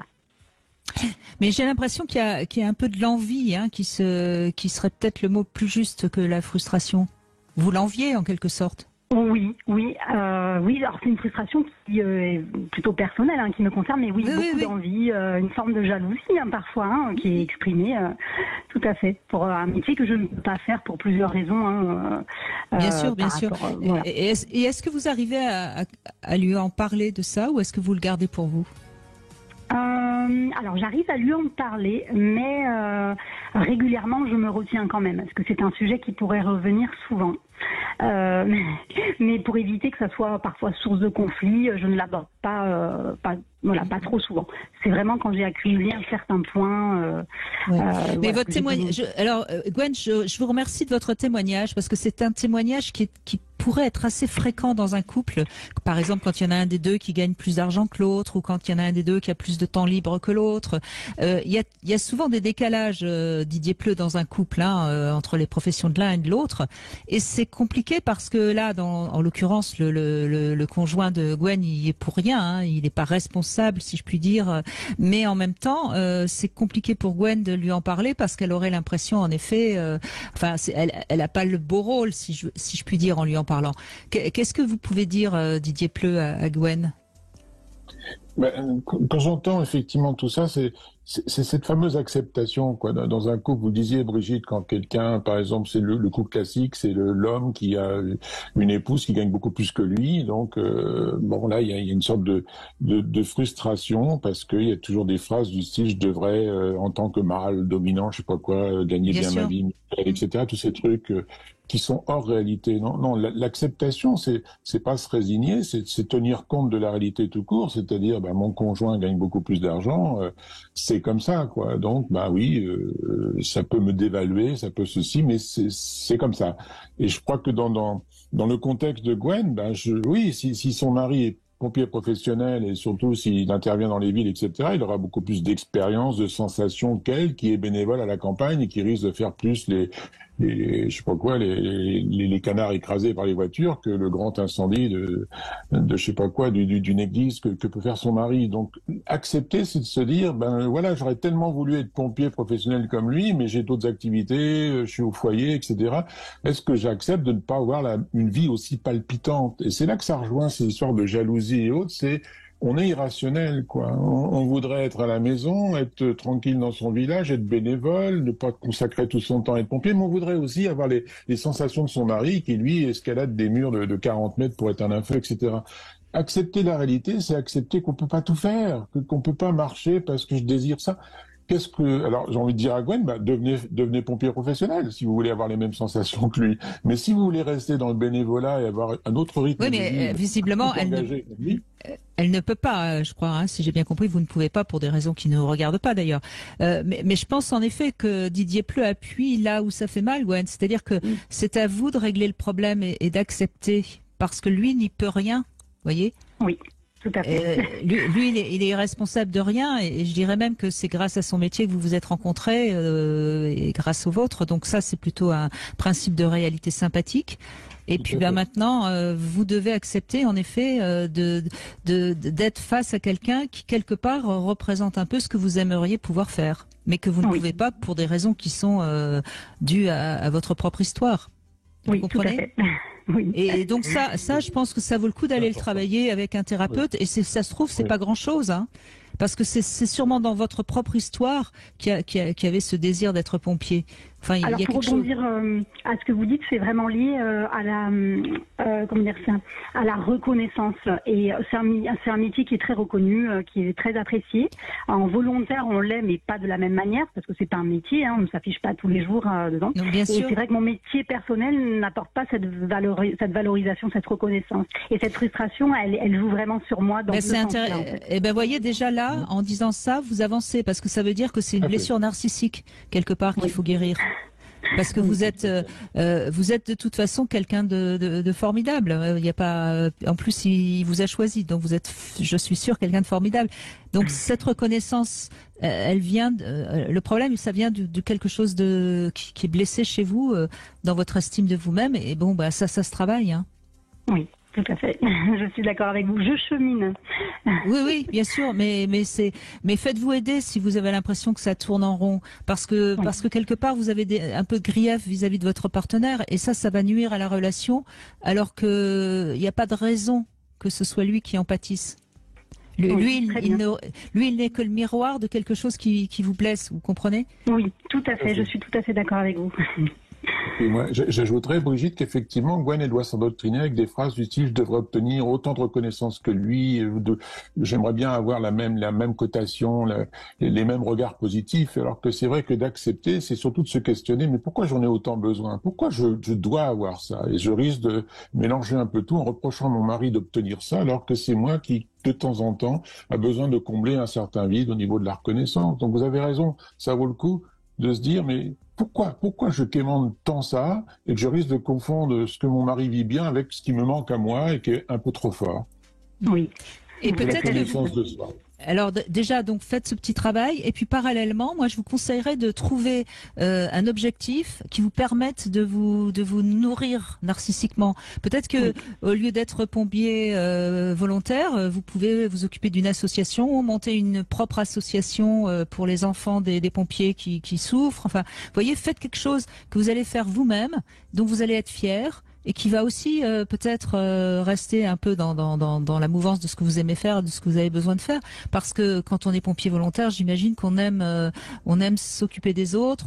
C'est une vocation extraordinaire. Oui, donc par rapport à ça, trouvez comment vous pouvez toute seule faire quelque chose qui va faire qu'on va vous reconnaître. Vous voyez ce que je veux dire? Oui. Oui, je suis d'accord. Et là, y réfléchir. Voilà, vous n'allez pas trouver tout de suite, hein, mais sincèrement, mettez au lieu de mettre de l'énergie à envier votre partenaire, mettez cette énergie à faire quelque chose qui va aider, qui va être formidable. Et puis voilà. En plus, je suis sûre que vous allez trouver. Je vous remercie vraiment parce que c'est toujours bon à entendre et ça permet de réétudier des pistes qu'on met de côté parfois. Mais oui, mais je crois que c'est notre rôle, hein, Didier Pleu. C'est-à-dire que quand on est comme ça dans quelque chose qui tourne un peu en rond et qui nous fait du mal, on a besoin d'un éclairage extérieur pour nous remettre dans les rails, quoi. Toujours, et vous visez juste, Brigitte, quand vous dites à Gwen, à vous d'y aller. Si vous avez besoin de reconnaissance, faites quelque chose qui va vous donner de la reconnaissance. Pour X raisons, si on a besoin, faites quelque chose. Alors que là, elle est en train d'attendre d'avoir la même reconnaissance que son mari a. Elle se trompe de chapelle. Non. Faites quelque chose. Et ça, le conseil est tout à fait judicieux de lui dire, allez à fond là-dedans. Si vous aimez être apprécié des gens parce que vous êtes humaniste, faites plus d'humanisme. Et ne vous dites pas, mon mari devrait pas obtenir les bons points humanistes que moi je n'obtiens pas. C'est ça l'acceptation de la réalité. C'est quoi ma réalité? Il faut pas que je me heurte à la réalité de mon mari parce que je vise pas la bonne piste. Non. Bien joué. Eh ben merci Gwen, parce que c'est aussi un témoignage très positif et je suis sûre que ça a parlé à beaucoup de gens parce que bah oui, on a toujours tendance un petit peu à regarder ce qu'a l'autre et ce que nous on n'a pas. Je reviendrai pas sur les retraites, hein, évidemment pas, c'est pas la peine, mais tout le monde pourrait le comprendre. Didier Pleu, on va faire une petite pause, le temps des infos et puis tout de suite après les infos, on continuera à donner la parole à ceux qui nous écoutent et sans doute qu'on va encore avancer sur ce superbe sujet. Mais d'abord, ma petite devinette, quel est le point commun entre un mirage et une jolie femme? Vous avez le temps des infos pour me trouver la réponse. 14h-16h, Brigitte Lahaie, Sud Radio. Toujours en compagnie de Didier Pleu. Nous avançons avec vos témoignages, grâce à vos témoignages, et on voit bien comment dans un couple il peut y avoir comme ça des sentiments compliqués et c'est vraiment important de comprendre que il faut toujours revenir à son principe de réalité, comme on l'a expliqué tout au début de l'émission. Alors Didier Pleu, d'abord, avant de donner la parole à Eric, je voudrais la réponse à ma devinette. Quel est le point commun entre un mirage et une jolie femme? J'ai vraiment essayé de penser à tout ça. Je vois pas trop, si ce n'est qu'on peut se faire des illusions dans les deux cas. Oui, c'est un peu ça, oui, parce qu'en fait, c'est pareil, hein, mirage ou jolie femme, plus on s'approche, plus elle disparaît. C'est un petit peu ça. Là, hein. Bon, bonjour Eric. Bonjour Didier, bonjour Brigitte. Merci bonjour. D'être avec nous, Eric. Meilleurs vœux, c'est encore d'actualité. Absolument. Beaucoup de joie pour cette année 2023. C'est ce que je souhaite à tout le monde. Alors, vous avez eu un problème d'infidélité dans votre couple? C'est ça. En fait, la frustration, là, quand je me suis entretenu avec votre collègue au téléphone, je lui ai dit que pour moi, la frustration n'existait pas avant. Parce que en fait, j'avais l'impression de maîtriser tout. Et quand on maîtrise tout, on ne se sent pas frustré puisqu'on maîtrise. Et à partir du moment où j'ai découvert l'adultère, là, il y a tout qui s'échappe. Et là, à ce moment-là, on commence à plus rien gérer. Et la frustration, elle vient surtout du fait que je ne comprends toujours pas et je n'ai toujours pas eu d'explication à cet accident. C'est-à-dire, vous n'avez pas pu communiquer ou ce qu'elle vous a dit? J'ai pas pu communiquer parce qu'en fait, je ne suis même pas sûr qu'elle sache exactement pourquoi elle a fait ça. Enfin, c'est ce qu'elle me dit tout au moins. Ce qui est possible, hein. Ce qui est possible, oui. Sauf que vous n'acceptez pas. On revient à ce qu'on disait tout à l'heure. C'est une question d'acceptation, finalement. Exactement. En fait, à partir du moment où vous maîtrisez les éléments, vous pouvez anticiper les choses et puis faire en sorte que vous maîtrisez votre destin. Et là, à partir du moment où vous ne connaissez pas les tenants et les aboutissants, bien ça sûr. peut se reproduire demain. Mais vous voyez, votre témoignage, encore une fois, merci, parce que là, on aborde un tout autre sujet, mais qui est tout aussi passionnant, hein, Didier Pleu. Est-ce qu'on peut maîtriser sa vie ? C'est ça le problème. Eric, il doit avoir l'habitude de contrôler les choses, d'anticiper les choses, et c'est là qu'on a l'impression d'avoir un pouvoir sur le principe de réalité, justement, de se dire, ben voilà, j'ai tout bordé, je fais des choses avec ma femme, on a des activités, on a beaucoup de choses communes qui sont sympas, et puis tout d'un coup, paf, il y a une histoire d'adultère. C'est ce fameux principe de réalité, c'est-à-dire qu'il n'est jamais dans une logique. Il y a jamais de logique, quoi. Il y a beaucoup de gens me disaient ça dans des thérapies de couple, mais je comprends pas. Logiquement, puisque j'ai fait ça, ça devrait pas arriver. Logiquement, puisque on a telle vie. Non, le principe de réalité, comme quand il dit ma femme ne comprend pas ce qui s'est passé, oui, bah, elle peut avoir une séduction, je sais pas quoi, tout d'un coup avec un prédateur ou quelqu'un de très charismatique, etc. Je dis pas qu'il faut que ce soit OK, que c'est la règle et qu'il faut que ce soit complètement open, mais c'est la réalité. Dans un couple, si on se pose pas le problème à un moment donné de l'infidélité, du désir qu'on peut avoir pour quelqu'un d'autre, on va au-devant de grands problèmes. C'est toujours pareil. Est-ce qu'on en communique? Est-ce qu'on parle de nos désirs? Est-ce qu'on parle de nos séductions? Ou est-ce qu'au contraire, on essaie de contrôler et de tout fermer en disant non, ça se passera pas comme ça parce que nous on s'aime, nous c'est formidable ce qu'on a construit. Alors je veux pas être pessimiste, je dis pas que tous les couples ont besoin de vivre des choses ailleurs, mais ça peut arriver et c'est ça le principe de réalité. C'est-à-dire arrêtons d'être romantiques dans le sens où on contrôle les choses. Ça va se passer comme on avait envie que ça se passe. Oui, c'est souhaitable, on va tout faire pour que ça se passe comme ça, mais est-ce qu'on peut inclure que, et si la réalité elle est divergente. Et si la réalité me montre que on vivait un parfait amour et tout d'un coup, paf, un des deux membres du couple vit quelque chose. C'est ça qu'il faut aborder. Mais je ne dis pas qu'il faut tout subir et après se résigner. Ok, non. Qu'est-ce qu'on peut faire pour ça ? C'est toute la différence, je trouve, entre le mot accepter et résigner. D'ailleurs, accepter, visiblement, d'ailleurs, vous l'avez accepté, Eric, puisque vous êtes toujours ensemble, hein, si je. Oui, tout à fait. Je l'ai accepté, mais la frustration, elle n'est pas de là, en fait. Non, mais j'ai compris. Mais je vais vous dire, encore une fois, ça parle de vous et ça parle pas d'elle, parce qu'au fond, vous pensiez que vous maîtrisiez tout, que vous étiez un super compagnon et que donc ça ne pouvait pas arriver. Et puis ça arrive. Et comme elle ne peut même pas vous dire pourquoi ça arrive, ça veut dire que vous ne pouvez de toute façon plus rien maîtriser. Et vous êtes maintenant face à ce principe de réalité. Vous comprenez enfin que de toute façon, dans un couple, il peut se passer plein de choses et qu'on peut pas tout maîtriser, aussi formidable soit-on, malgré tous les efforts qu'on fait. Et c'est cette leçon de vie qu'il faut que vous acceptiez, Eric. Que quelque part, ben voilà, la vie, elle est faite de superbes surprises et puis d'événements qu'on ne voudrait vraiment pas que ça arrive et on fait tout pour que ça n'arrive pas et puis ça arrive quand même. Et je crois que c'est par rapport à ça qu'il faut que vous travaillez. Et certainement que ça vous angoisse de ne pas pouvoir tout maîtriser. Et c'est ce travail-là qu'il va falloir faire sur vous. C'est angoissant et ça fait peur en fait. Ça fait peur. Mais oui, bien sûr que ça fait peur parce que elle peut demain mourir dans un accident de voiture alors que vous avez révisé sa voiture ce week-end pour que justement il ne lui arrive pas d'accident. Vous voyez, je prends exprès un exemple extrême. Hein. Oui, mais c'est vrai, c'est vrai. Et c'est ça qu'il faut que vous arriviez à travailler parce que ça va vous libérer énormément de tension parce que c'est épuisant de vouloir tout contrôler, tout maîtriser. Oui, c'est sûr, c'est épuisant. Brigitte, vous avez raison, et si Eric tente de tout contrôler, il va brûler toute son énergie, alors que s'il se dit, c'est très dommage, c'est trop réaliste, très rationnel ce qu'ils nous disent à propos du couple, il pourra en parler à sa compagne. Est-ce qu'on peut parler de ça, de ces histoires de baisse de désir dans le couple, de séduction qui sont probable de rencontres, est-ce qu'on peut en parler, l'anticiper? Comment on fera la prochaine fois? Vous voyez, alors que s'il s'enferme dans je vais tout faire pour que ça ne se reproduise pas, je vais tout faire pour ceci, cela, il va se bloquer. Non, c'est là qu'on parle dans le couple. Est-ce qu'on peut enfin parler en 2003? Est-ce qu'on est vraiment dans un contexte de monogamie ou d'un esprit un peu plus libre? Ça dépend des valeurs de chacun, mais il faut en parler. Vous voyez ce que je veux dire? Et dans ce cas-là, Eric, il risque de se dire non, il va falloir que je trouve des stratégies pour que ça se reproduise pas.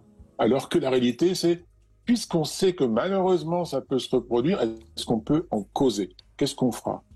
Comment on construit quelque chose? Comment on en parle? Et c'est ça la solution. C'est vrai. C'est vrai.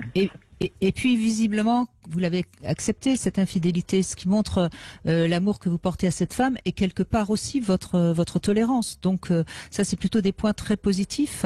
Mais je crois que le travail que vous avez à faire, c'est par rapport au contrôle. Et je pense que c'est pas uniquement vis-à-vis de votre femme, c'est certainement quelque chose chez vous qui est assez fréquent. Et ça vient encore une fois de votre tempérament, de votre histoire. Et vous allez gagner en liberté en acceptant de lâcher un peu. Oui, mais je sais bien que cette problématique est la même pour tout le reste de ma vie, en fait. Hein. Bien sûr. Ce côté vouloir maîtriser dans le travail, dans les relations amicales, dans l'éducation des enfants. Voilà, en fait, je veux tout baliser pour éviter les problèmes. Mais c'est que quand on se retrouve confronté à un problème, c'est là où on est totalement désemparé. Parce qu'on comprend pas, on se dit non mais c'est pas possible, que j'avais tout fait pour que ça se produise pas et ça se produit. Voilà. J'avais tout fait pour être infaillible et je me rends compte que l'humain est faillible, quoi. Et ça c'est dur à accepter, mais au boulot, en amour, en relation, dans tous les contextes de vie. C'est pas se dire on est faible, on est faillible parce que la réalité elle peut nous changer en un minimum de temps et accepter. Ça, c'est presque une position philosophique. C'est-à-dire, j'arrête d'être dans mes logiques mathématiques de fonctionnement. Nous sommes humains. On se heurte à ce fameux principe de réalité. On fait tout pour, au contraire, avoir du plaisir. Mais si ça arrive, si les adversités arrivent, est-ce qu'on peut en parler, les anticiper? Certainement pas toutes, mais causer de tout ça et être ensemble. Et c'est ce que vous allez faire. Parce que si vous avez accepté cette infidélité, je suppose que vous allez construire un amour encore plus fort avec votre femme. Si vous continuez de parler sur ces choses qui vous inquiètent et qu'on pourrait construire à deux. Oui, encore est-il que voilà, il faut un dialogue. Oui, mais je pense que vous attendez des réponses qu'elle peut pas vous donner. Elle vous a dit qu'elle savait pas. Pourquoi vous la croyez pas après tout? Et sans doute qu'elle est pas très fière de ça non plus. Donc, je pense que le sujet ne doit pas être abordé en questionnement, vous voyez, interrogatoire. Ouais, je comprends, ouais. Et je pense qu'il faut plutôt aborder avec elle une communication sur bon, alors maintenant. Comment on repart en tant qu'amant pour rebondir après cette épreuve? Parce que c'est une épreuve et c'est une épreuve aussi pour elle. Oui, bien sûr, bien sûr. Et non pas essayer de chercher, donne-moi la réponse à ton infidélité, comme ça j'aurai la clé pour que ça se reproduise pas. Non, ça serait de la mauvaise communication. Ce sera une nouvelle communication mathématique. Alors que l'acceptation, c'est quoi que tu me dises, quoi que tu aies vécu.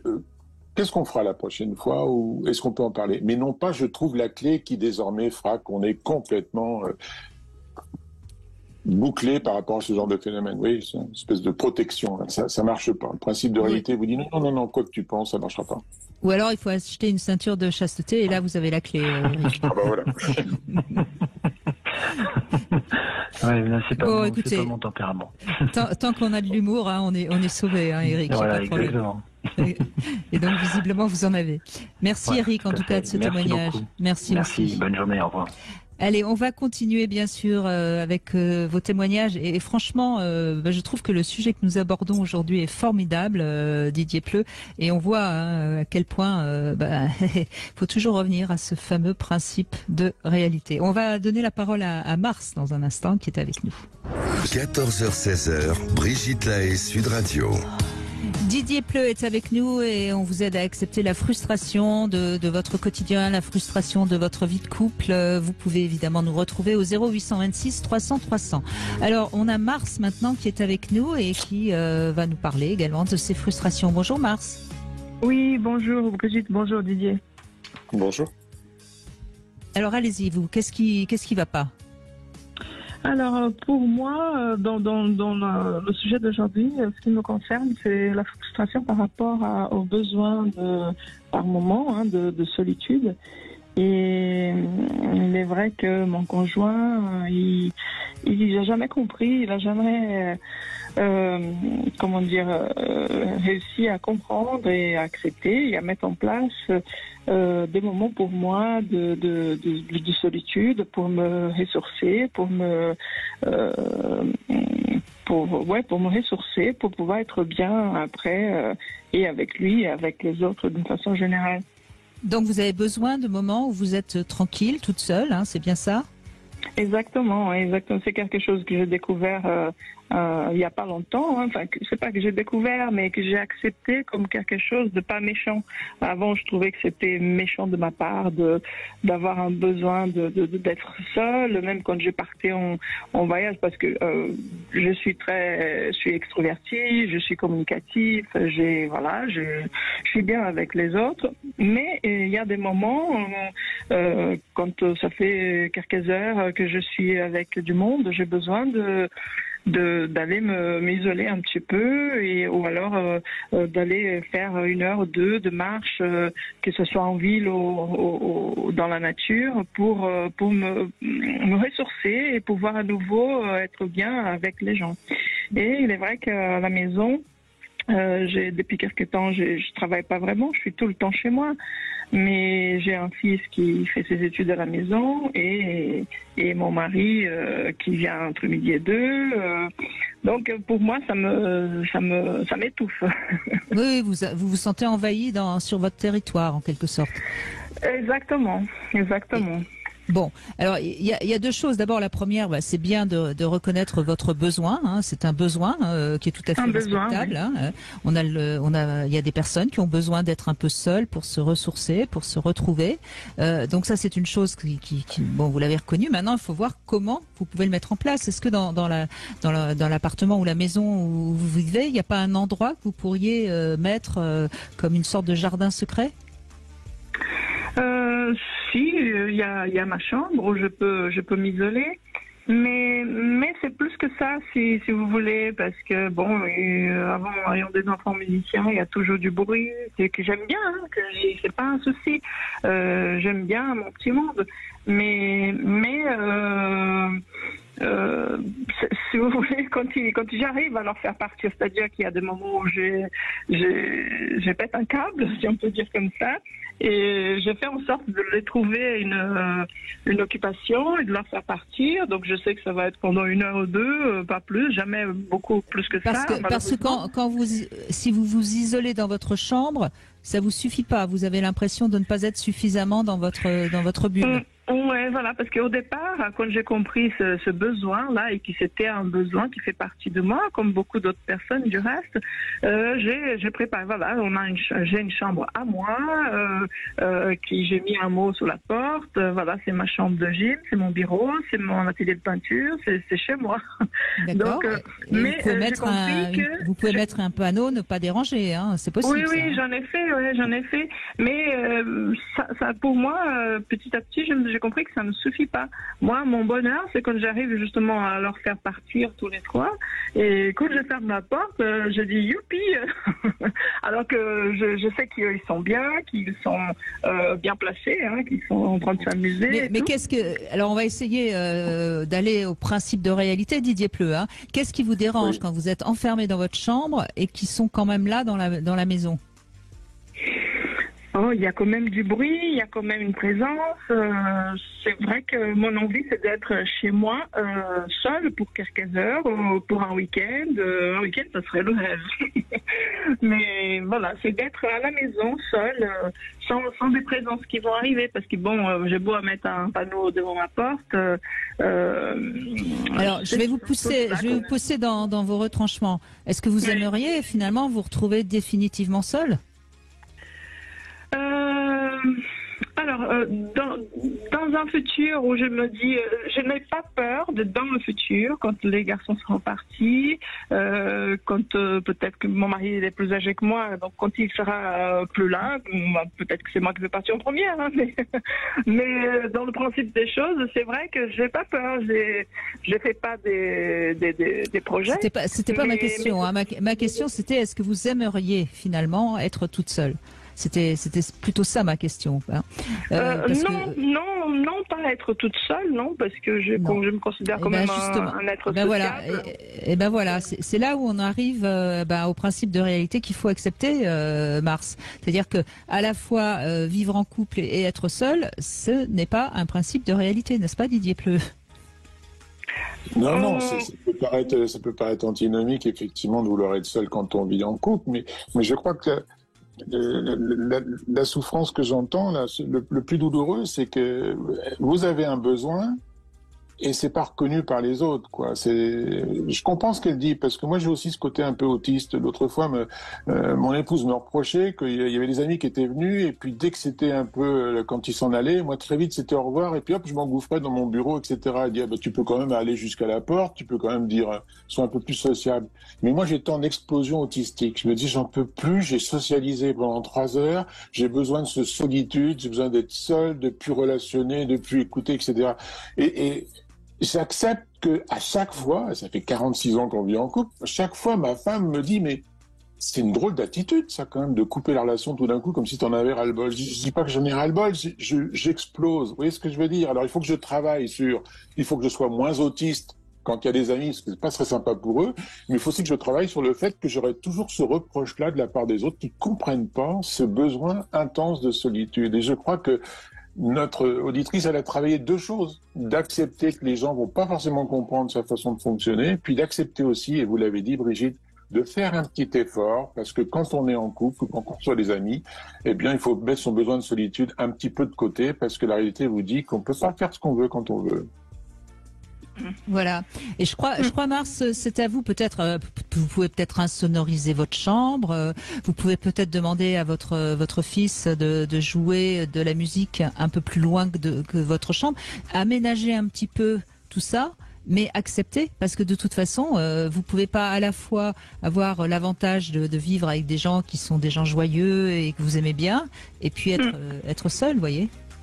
Et puis, Brigitte, j'aimerais affirmer qu'elle puisse aussi s'autoriser à affirmer. Alors, j'accepte de faire des efforts parce que je vis en couple et dans une famille, mais je continue d'affirmer que non, arrête ta musique, cher ado, parce que moi, j'ai des besoins de tranquillité, de solitude qui sont plus forts que chez toi, toi qui es un être social, bruyant et émouvant. Et voilà, il faut qu'aussi les gens reconnaissent ce qu'on est. Dans ce cas-là, on a le droit d'affirmer les choses tout en étant réaliste. Je peux pas exiger ça tout le temps, mais je peux le demander pour mes moments de solitude. Il peut y avoir des heures de silence dans cette maison qui sont acceptées par tous, et dans ces moments-là, vous serez vraiment tranquille dans votre chambre. Et une fois que vous êtes enfermé dans votre chambre, il faut vraiment décrocher et imaginer qu'il n'y a plus personne. Vous voyez ? Oui, je vois. Mais je pense que non, mais j'entends bien que c'est pas évident, mais je pense que c'est pas évident pour vous parce que pour l'instant, vous ne vous reconnaissez pas encore assez dans ce besoin de solitude. Acceptez-vous tel que vous êtes et affirmez-vous dans ce besoin de solitude. Je pense que c'est ça qui va vous aider. Voilà. Moi, si je peux répondre à ça, si j'ai accepté ça. Et par rapport aux enfants, j'arrive à leur demander et ça peut bien se passer, voilà. Mais moi, je reproche, je vous dis à vous, j'ai déjà dit 1000 fois à mon mari, mais bon, apparemment, je n'ai pas entendu. C'est le fait de pas s'organiser, de prendre en compte ce besoin-là et s'organiser pour partir quelques jours, une soirée, plus souvent avec les enfants, vous voyez, pour entendre ça. Donc pour l'instant, je suis arrivée à comprendre et accepter ma façon de.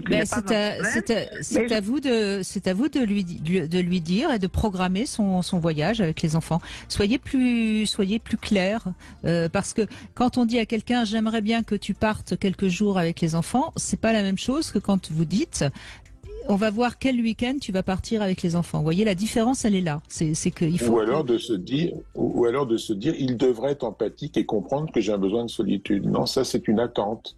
Le dire, c'est exprimer son besoin de solitude. Et c'est donc à vous de l'imposer d'une manière pas évidemment autoritaire, mais claire. Merci beaucoup, Mars. Allez, on fait une petite pause. On se retrouve pour le Love Conseil. Je vous propose de multiplier les je t'aime, parce que ça aussi, c'est une frustration de ne pas s'entendre dire je t'aime. Adultes.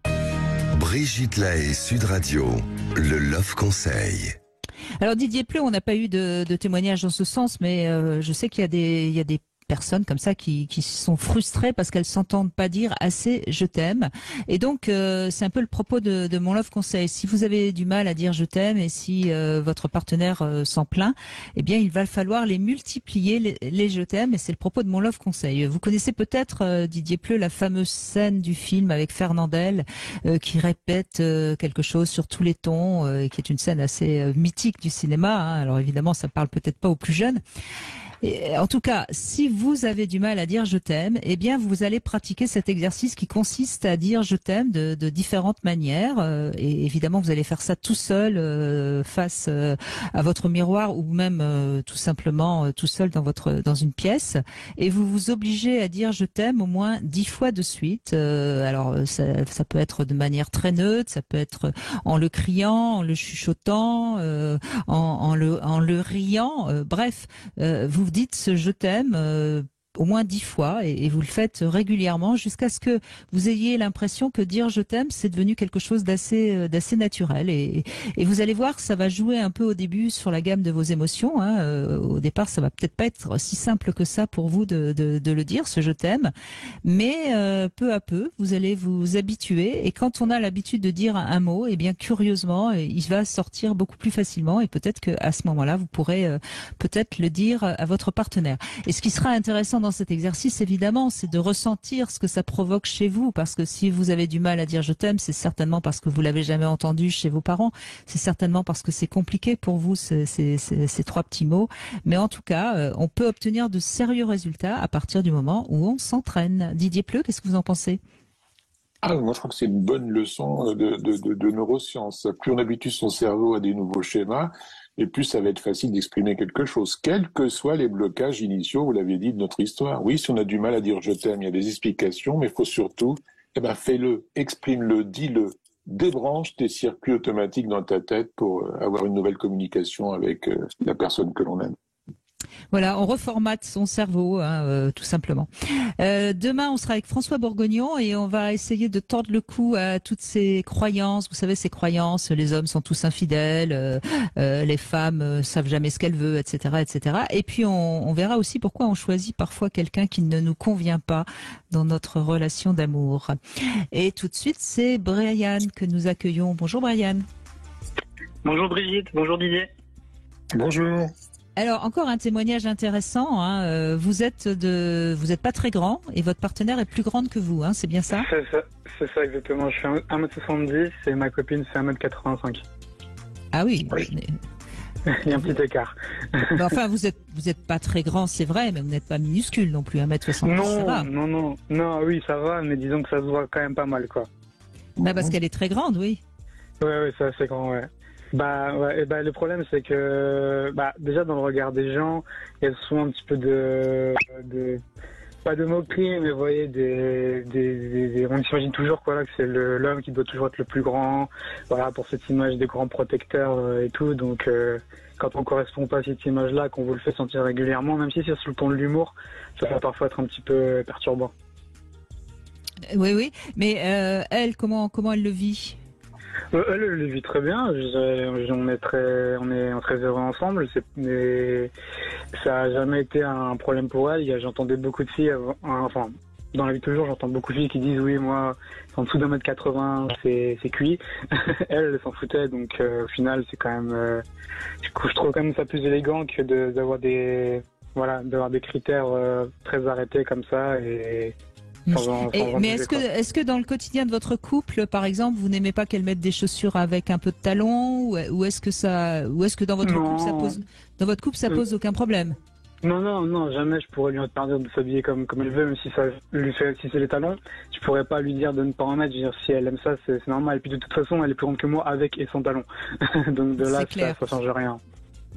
Donc c'est le regard des autres qui vous C'est le regard des autres, oui, c'est ça. Et puis aussi, de temps en temps, enfin très régulièrement, elle fait beaucoup de vannes là-dessus.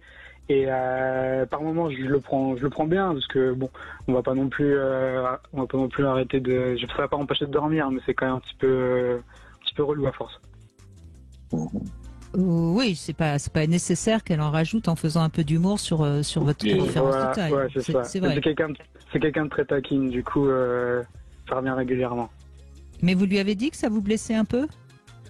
Oui, je lui en parle de temps en temps, mais c'est quand même quelque chose. Pour elle, c'est dérisoire. Pour elle, c'est pas important que je sois plus petit qu'elle. Pour elle, c'est pas important l'image de la société, enfin les images qui sont véhiculées tous les jours dans la vie. Donc elle s'en fiche. Donc pour elle, c'est pas important. Bon, oui, vous savez comment ça s'appelle votre témoignage?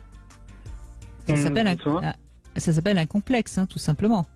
Ah oui, bien sûr, oui, j'imagine. Et donc, comme par hasard, vous avez choisi quelqu'un de plus grand qui appuie sur votre complexe. C'est intéressant quand même. Disons que les sentiments on contrôle pas les sentiments, du coup. Je suis bien d'accord. J'ai choisi oui et non. Mais il y aura quand même tout un travail aussi là d'acceptation, c'est-à-dire, oui, vous faites 1m70, vous n'êtes pas un nain, bien sûr, mais vous êtes un homme de petite taille, donc l'acceptation, c'est, oui, toute votre vie, il y aura des zouaves qui vous critiqueront, qui vous diront que c'est pas assez mal de pas être un grand homme, des gens qui vous diront, puis en plus, il a choisi une grande femme, quelle stupide, etc. C'est ça qui est difficile comme acceptation. Souvent, on travaille sur l'estime de soi des gens. Je me souviens, l'autre fois, il y avait un adolescent qui était en consultation, et puis les parents disaient il manque d'estime de lui-même et tout. Et il était de très petite taille. Pas 1m70, mais vraiment 1m40. Et c'est vrai que je lui disais, il va falloir qu'on travaille ça. Tu es petit. Donc, tu seras jamais invité à jouer au basket avec tes copains, on te mettra jamais goal au football, et il y a des gens qui vont te critiquer, que ce soit des femmes ou des autres. C'est difficile. Je dis pas que c'est un handicap, la petite taille, mais c'est une réalité qui va faire que ça stimule les crétins, les critiques, etc. Et c'est ça qu'il faut travailler, non seulement avec les enfants, les ados et les adultes, c'est est-ce qu'on peut être en acceptation inconditionnelle de soi? Donc j'ai cette taille-là, j'accepte d'être comme ça, mais malheureusement, il va falloir que j'accepte les colibés, les critiques, et tout ce qui va autour. Et c'est ça qui est dur, parce qu'on a déjà du mal à accepter ce que l'on est, mais en plus, il faut qu'on accepte le regard des autres. C'est-à-dire, ils vont me balancer des vannes. Oui, ils vont me balancer des vannes. Voilà, moi j'ai perdu mes cheveux à partir de 30 ans, donc ça fait, maintenant c'est fini, parce qu'avec l'âge on dit que c'est en harmonie, mais à 30 ans, quand on commence à être chaud, regarde l'autre, là. C'est l'acceptation du regard des autres. Il y a du boulot. Et je trouve, Brian, qu'il y a quelque chose que vous pourriez intégrer dans ce choix de cette femme plus grande que vous. Quelque part, elle a à voir avec votre complexe. Et quelque part, en choisissant une femme plus grande que vous, vous provoquez la société. Parce que vous accentuez justement votre taille qui n'est pas petite mais qui n'est quand même pas très grande. Vous voyez ce que je veux dire? Sans vous en rendre compte, vous avez provoqué la société en choisissant une femme qui faisait 1m85. Et ça veut dire quoi? Ça veut dire que quelque part, vous avez une revanche à prendre par rapport à votre taille vis-à-vis de la société. Alors je ne sais pas comment vous pouvez la prendre, cette revanche, mais je pense que vous avez quelque chose à comprendre. Je voyais pas ça comme une provocation de la société, mais pourquoi pas. C'est vrai que ce genre d'idée arrêtée, que ce soit des questions de taille ou autre, je trouve ça toujours un petit peu bête, parce que, c'est toujours très superficiel, quoi. J'ai toujours trouvé ça, vraiment, vraiment bête, quoi. Donc, non, je crois pas. Je crois qu'il faut bien comprendre une chose, et ça, c'est encore une fois le principe de réalité. Il y a des normes dans une société, quelle que soit sa culture, parce que la norme en France que l'homme doit être plus grand, elle est peut-être pas la même en Polynésie ou je ne sais où. Mais en tout cas en France, c'est classique, l'homme est un peu plus grand, ou en tout cas c'est pas la femme qui doit être plus grande. Et en choisissant une femme plus grande, vous provoquer la société parce que quelque part vous vous affichez dans votre différence et vous montrez que vous l'assumez. Et puis peut-être que vous étiez très fier quand vous l'avez rencontrée et qu'elle vous aimait et qu'elle vous a choisi. Et aujourd'hui vous en payez un petit peu le prix parce que vous n'avez pas complètement accepté votre complexe. Est-ce que ça vous parle, ça? J'avoue que j'avais jamais pensé, j'avais jamais pris ça sous cet angle-là parce que moi j'ai toujours pensé en tant que copain, enfin pour moi c'était juste entre elle et moi, je pensais pas du tout au regard de la société par rapport à ça quoi. Ça me parlait pas, mais c'est intéressant. Oui, et moi, ce qui me permet de vous dire ça, c'est parce que vous avez commencé votre témoignage en évoquant le regard des autres. C'est pour ça que je me permets de vous dire ça. Bien sûr, mais c'est pas du tout quelque chose que mais vous l'avez pas fait consciemment. Non, mais ça, voilà, je suis sûr que vous l'avez pas fait consciemment. C'est évident, mais il y a tellement de choses qu'on fait pas consciemment et qui pourtant parlent de nous, Didier Pleu. C'est sûr. Ah ben c'est tout l'enjeu effectivement de ce qu'on a construit au fur et à mesure de notre vie, quoi. Effectivement, il peut très bien s'être auto-conditionné à dire je suis telle taille, il n'y a pas de souci, etc. En oubliant le petit garçon qu'on a souffert ou je sais pas quoi dans les cours de récré ou en se comparant aux autres. Donc c'est vrai que retrouver de la conscience, et c'est ce que vous stimulez aujourd'hui, Brigitte, c'est de se dire attention, je suis quand même un homme de petite taille, donc je fasse attention à toutes les conséquences que ça a au niveau du regard des autres, au niveau de mon propre regard et de ce fameux complexe et de mes désillusions. Voilà, c'est comme ça, je suis comme ça. Mais s'il ne prend pas conscience de tout ça, effectivement, il peut en souffrir et être sur de mauvaises pistes, quoi. Et reprocher au monde d'être injuste quand on lui fait des reproches ou que son ami lui donne des vannes. Et alors, je vais vous donner une petite info, Brian, que vous ne connaissez peut-être pas. Énormément de grands acteurs, quand je dis grands, je fais exprès, américains, sont de très petite taille, que ce soit Paul Newman, Al Pacino, Tom Cruise, absolument, le dernier, Brad Pitt et bien d'autres. Donc, vous voyez, c'est pas une tare d'être petit par la taille. L'important, c'est d'être grand. C'est pas quelque chose qui me pèse. Ça m'empêche pas de dormir, mais il y a des jours où je le prends bien. Moi aussi, ça me fait rire. Des fois, je reçois des vannes, ça me fait rire. Mais de temps en temps, par exemple, quand on n'a pas le moral ou quoi, c'est vrai que ça fait un petit peu casse-pied, quoi. Alors, vous savez, vous pouvez peut-être répondre par une petite pointe d'humour. Je ne sais pas si vous en sentiriez capable, mais vous pourriez peut-être, quand on vous fait une vanne ou un truc comme ça, vous dites « Ah oui, mais j'ai ce qu'il faut là où il faut, et là, c'est pas petit. » Et je pense que ça va clouer le bec à pas mal de mecs, tout ça. C'est possible. Voilà. Oui, et accepter que quand on est de petite taille, il y a toujours des crétins qui vont vous le rappeler, malheureusement. Mais qui forcément, eux aussi, ont un gros complexe. Parce que quand on a envie de piquer l'autre, c'est généralement parce qu'il y a quelque chose qui ne va pas chez nous. C'est sûr que tout le monde a des complexes dans la vie. Voilà, donc pensez-y quand quelqu'un vous titille comme ça, vous le regardez, puis vous verrez bien où est son complexe et ça vous fera sourire. Merci en tout cas de vous être confié à nous. Merci beaucoup. Merci à vous. Merci à vous. On fait une petite pause, on se retrouve pour conclure avec Didier Pleu toujours et avec vous bien sûr au 0826 300 300. À tout de suite. Un site de Webcam Live réservé aux adultes. 14h-16h, Brigitte Lahaie, Sud Radio. En compagnie de Didier Pleu qui est avec nous, auteur de nombreux ouvrages dans lesquels justement vous expliquez beaucoup l'importance d'éduquer les enfants à la frustration. Peut-être quel serait le livre que vous conseilleriez justement particulièrement par rapport à ce sujet, Didier Pleu?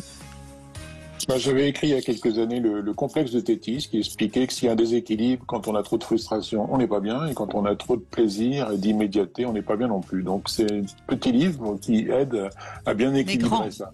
Petit mais grand. Le complexe de Tétis. Bon, alors c'est bien parce qu'on va conclure par la frustration sexuelle. C'est important quand même dans cette émission qu'on en parle. Grâce à vous, Karine. Merci d'être avec nous. Bonjour. Et bonjour Brigitte. Et bonjour Didier. Bonjour. Oui, j'étais à écouter, j'ai hésité. En fait, j'ai un gros paquet à déballer. Allez-y, on est là. Bon, c'est vrai que avec du recul, je suis sortie de ce truc-là, donc, mais j'étais pas très fière quand j'ai analysé ça. Quand j'étais plus jeune, je considérais que la seule manière de me sentir aimée était que mon partenaire me fasse l'amour. Et alors j'étais très demandeuse, forcément. Enfin, en plus, oui, j'étais assez gourmande. J'avais développé une forte sexualité dès que je l'ai pu. Et en fait, j'étais très demandeuse. Si mon compagnon ne pouvait pas, soit fatigué, soit voilà, comme on l'avait déjà fait, si j'avais un nom, je me retrouvais dans une drôle de situation que j'avais du mal à gérer. C'est quelque chose que je n'ai jamais vraiment avoué. Donc ça me fait vraiment bizarre d'en parler là. Parce que je me rappelle très bien que je me sentais perdue. J'étais complètement... C'était un désastre pour moi. Je pouvais soit me mettre en colère, soit... Enfin, en fait, je ne respectais pas du tout... J'avais aucune... comment on va dire, j'avais pas conscience de l'existence de l'autre dans ce duo. Je ne pensais qu'à moi. Votre besoin était tel que vous ne pouviez pas entendre qu'il pouvait pas suivre, quoi. Et voilà, et surtout. Parce que si je comprends bien, vous faisiez quand même beaucoup l'amour. Oui. Du coup, comme dans mon cerveau, je considérais que c'était la seule façon d'être aimé, en tout cas une très grande partie de la démonstration affective qu'on pouvait me donner. Moi, je pensais que c'était ça. Bon, c'est ma construction qui m'avait amené à ça. Eh bien, c'était la seule façon que je pouvais recueillir, c'était par ce biais que je pouvais recueillir de l'amour. Et si on me le donnait pas, mais je me sentais une merde. Et ce qui est intéressant, c'est que vous avez dit vous ressentiez de la colère, hein. Et souvent la colère, elle s'appuie sur un sentiment d'injustice. Oui. Donc vous voyez, c'est intéressant parce que il veut pas me faire l'amour, c'est injuste parce que je l'aime et pourquoi il m'aime pas et pourquoi il veut pas me faire l'amour. Vous voyez, il y avait quelque chose comme ça. Et ce qui a de dommage, c'est que vous avez pas pu l'exprimer d'abord vous-même, hein, et donc ça a créé au fur et à mesure, j'imagine, beaucoup de rancœur, beaucoup de désillusions, de souffrance. Oui. Hein. Oui, de souffrance, parce qu'en plus de ça, du coup, je me trompais de partenaire. Je tombais sur des personnes qui, plus j'en demandais, moins on m'en donnait.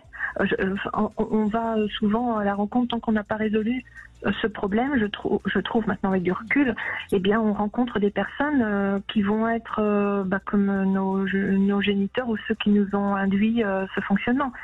C'est-à-dire que du coup, on me respectait pas. En plus de ça, j'attirais des le sordide, irrespectueux, oui, des tocards, enfin voilà quoi. Il y a eu ça aussi, hein. Mais quand j'étais avec un bon partenaire qui m'aimait, mais j'étais pas capable de le voir parce que j'étais insatisfaite. J'en demandais toujours par ce biais qui était pour moi la seule preuve d'amour. C'est très étrange. Non, c'est pas étrange, hein. Ça pourrait paraître étrange parce que c'est une femme qui nous fait ce témoignage-là, mais c'est un témoignage qu'on pourrait entendre très souvent de la part d'un homme, d'un jeune homme qui a des besoins sexuels très forts et qui se sent plus aimé si on le repousse. Oui, c'était ça. Je me sentais plus aimée, je me sentais pas aimée. Voilà, et ce qui est intéressant à comprendre, c'est votre relation à votre pulsion sexuelle. Par rapport à votre besoin d'être aimé, vous voyez, il y a quelque chose comme ça qui était un petit peu faussé. Oui, c'était faussé. Alors maintenant, c'est plus du tout comme ça. J'ai résolu ça il y a quelques Vous avez temps grandi. Maintenant. Oui, j'ai grandi. Surtout, il a fallu que j'aille fouiller dans le terreau familial, le foyer éducatif. Donc, quand j'ai compris par le biais de multiples ouvrages, enfin voilà. Quand j'ai compris, ça a été une grande lumière qui m'a inondée. Et puis, ça a été dur sur le coup, parce qu'il a fallu sortir d'une forme de déni aussi. Bon, ça a impliqué tout un tas d'autres travaux derrière, mais au moins ça, c'était résolu. Et mais quelle souffrance, des années de souffrance avec ça. Hein, Oui, et ça, c'est, vous voyez, merci de ce témoignage, Karine, parce que là, on va vraiment conclure Didier Pleu avec le vrai sujet du jour, c'est-à-dire que tant qu'on en veut à l'autre et qu'on ne revient pas à soi, eh bien, on souffre, quoi. Et là, on voit bien ce que nous dit Karine. Hein. Au départ, c'était la faute de l'autre qui ne lui donnait pas le plaisir qu'elle en attendait. C'est horrible. J'étais dans la position presque, c'était moi la perverse narcissique à l'époque, plus jeune.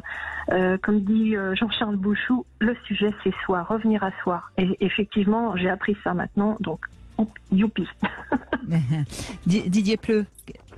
Oui, souvent la pulsion a un sens. Et puis je dirais aussi, c'est aussi la bonne démonstration que même sur l'aspect sexuel, est-ce qu'on peut faire ce qu'on a envie de faire immédiatement? Certainement pas. La réalité, c'est effectivement, on est deux dans une sexualité. Le respect de l'autre, c'est aussi prendre sur soi. Donc oui, il y a un sens derrière tout ça. Puis il y a aussi cette fameuse règle. Je ne peux pas marcher à l'envie. C'est impossible. Ouais. Parce que la réalité ne marche pas comme ça. Mais apparemment, vous avez été très loin dans la compréhension de tout ça, et c'est bien, quoi. C'est formidable. Oui, parce que je ne raisonnais pas. En fait, je me souviens très bien, je ne raisonnais pas. Ça brûlait mon cerveau. Enfin, il n'y avait plus de cerveau, il n'y avait que le sexe qui comptait, parce que je pensais que le cœur était là, dans le sexe. C'est très étrange. Voilà. Oui. C'était les zones reptiliennes, comme on dit, qui étaient à l'heure, alors que maintenant, vous avez remis de la pensée. Oui, parce que c'était un grand vide. Voilà. Je me sentais très très vide d'amour. Oui, mais je pense que, et ça je le dis pas pour vous parce que je crois que vous l'avez compris, Karine, je le dis pour ceux qui nous écoutent, je pense que vous aviez confondu l'envie d'être désiré et l'envie d'être aimé. Oui, j'avais aucune notion de tout ça, je savais même pas ce que ça pouvait être d'être aimé, tellement j'avais peut-être... besoin d'être désiré, oui. Besoin d'être désiré et puis besoin d'exister à travers un corps d'homme, quoi. Et d'être possédé, d'être dans cette union. Oui. C'était la communion, l'union sexuelle était le seul moyen pour moi de comprendre qu'il pouvait y avoir là un sentiment amoureux. Quand j'y réfléchis encore, c'est pénible. Oui, mais c'est quand même quelque chose de fondamental. Cette union sexuelle, c'est quand même le seul moment où on ne fait plus qu'un. Et donc ça rejoint aussi sans doute une problématique à la fusion maternelle primitive qui a certainement eu quelque chose d'un petit peu compliqué pour vous. Déraillé. Oui, ça a déraillé à tout point de vue, plus un père qui a brillé par son absence. Alors c'est vrai qu'en tant que petite fille, j'avais été objectisée et puis aussi ignorée. Donc les deux aspects. Oui. Et donc quand il vous repoussait, ça reprovoquait cette angoisse primitive qui était en vous et que vous ne pouviez pas, tant que vous ne l'avez pas élaboré, que vous ne pouviez pas comprendre. Donc c'était certainement très très très douloureux, bien sûr. C'était cuisant. C'était cuisant, oui, et puis j'avais une grande blessure d'abandon. Enfin, on a tous toutes les blessures, je pense, mais oui, c'est vrai que... Plus ou moins. Mais bravo, parce qu'aujourd'hui, vous pouvez en parler avec beaucoup de lucidité, donc c'est chouette. Grâce à vous, parce que sinon, je l'aurais pas fait. Non, grâce à vous qui avez entendu ce qui s'est dit dans ces émissions au fil du temps. Encore une fois, je crois que c'est vraiment important de toujours rappeler que les choses sont dites, on les entend ou on les entend pas. Et on est toujours sujet de sa propre histoire, et si on ne les entend pas, c'est qu'on n'a pas envie de les entendre. Donc c'est pas grâce à moi, c'est grâce à vous. C'est sur ce joli témoignage encore que nous allons conclure. Didier Pleu, c'était passionnant, Oui, c'est passionnant parce que quelle belle synthèse émotionnelle, j'ai envie de dire, d'entendre ça. Ça veut dire que même si on est quelquefois le jouet de nos pulsions, même si c'est existentiel, ça vaut le coup de se regarder fonctionner, d'où ça vient, comment ça s'est construit, et surtout de ne pas tomber dans le paniquement. Non, je crois que c'est une bonne leçon, comme on dirait, anti-masturbation, ce qu'on vient de faire ensemble, Brigitte. La masturbation, c'est ce qu'Élise disait. Arrêtez de dire il faut, ça doit, je dois. Il faut maintenant accepter qu'on a des désamours dans le couple, qu'on a des désillusions, qu'on a des frustrations, mais c'est la meilleure façon d'avoir un hédonisme, comme on disait, à moyen et à court terme, et à long terme beaucoup plus fort que l'immédiateté. Non, je crois que ce que vous venez de provoquer là, ça va faire plaisir à beaucoup d'auditeurs, je pense, parce que c'est un sujet fondamental et on n'a pas vu la réalité comme quelque chose de méchant, mais comme quelque chose dont il faut tenir compte tout simplement. Merci Karine, merci Didier Pleu. Tout de suite, vous retrouvez C'est votre avenir et nous, demain, on sera avec François Bourgognon. Je vous embrasse, à demain.